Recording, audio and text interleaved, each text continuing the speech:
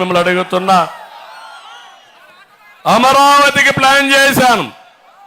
హైదరాబాద్ కంటే భిన్నగా ఇంకా బ్రహ్మాండం కావడానికి Amaravati one of the best city కింద తయారు చేయాలని, రాజధాని తయారు చేయాలనుకున్నా. నేను అడుగుతున్నా, ఇప్పుడు అమరావతి ఉందా తమిళ్లో? రాజధాని ఏదంటే ఏం చెప్తారు మీరు? 3 మొక్కల తిక్కలోడు 3 రాజధానులు చేసేశాడంట. కర్నూలు రాజధాని అయిపోయిందంట. విశాఖపట్నం ఒక రాజధాని అయిపోయిందంట. అయిపోయిందా తమ్ముళ్ళు? మిమ్మల్ని అడుగుతున్నా. ఎవరైనా ఇక్కడ ఉండేవాళ్ళు మీ రాజధాని ఏమంటే సమాధానం చెప్తారా అని మిమ్మల్ని అడుగుతున్నా. ఇంకొక మాట అడుగుతున్నా, విశాఖపట్నంలో ప్రమాణ స్వీకారం చేస్తాడంట.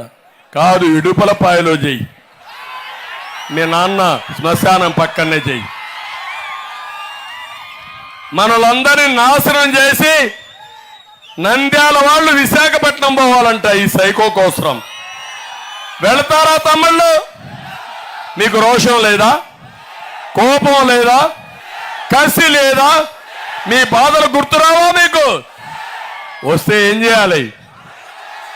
డబ్బులు కాసుపడాలా? ఈ సైకోకు భయపడాలా? మీ జీవితాలే నాశనం అయిపోతాయి. నేను ఆ మాటే చెప్తున్నా మీ అందరికీ. నా కోసరం కాదు, మీకోసరం చెప్తున్నా.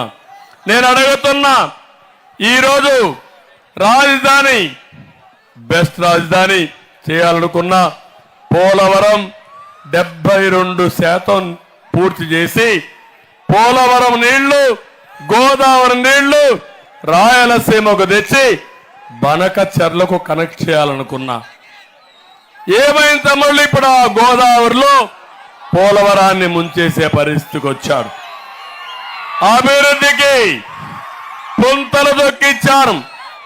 25,000 కిలోమీటర్లు సిమెంట్ రోడ్లు వేశాను. ఈ నంద్యాల బై ఎలక్షన్లో నేను వచ్చా. రోడ్లు వెడల్పు చేస్తానని చెప్పానా లేదా అని అడుగుతున్నా. చేశానా లేదా అని అడుగుతున్నా.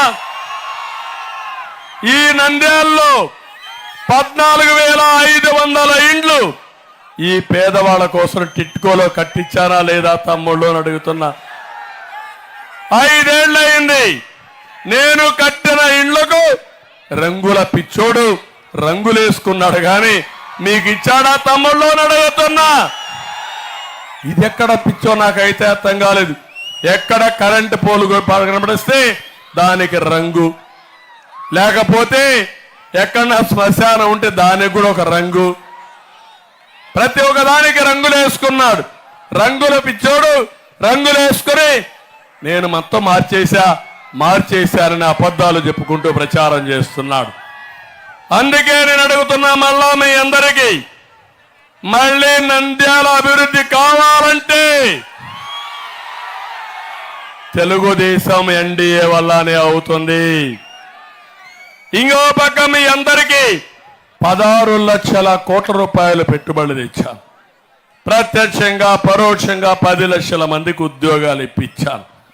2 అంకెల అభివృద్ధి చేశాను. అభివృద్ధిని పరిగెత్తించాను. ఆదాయాన్ని పెంచాను.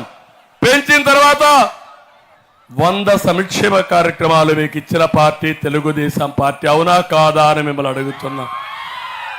దేశంలోనే 3 రాష్ట్రాల్లో ఒక రాష్ట్రంగా ఆంధ్రప్రదేశ్ని తయారు చేసిన బాధ్యత నాది.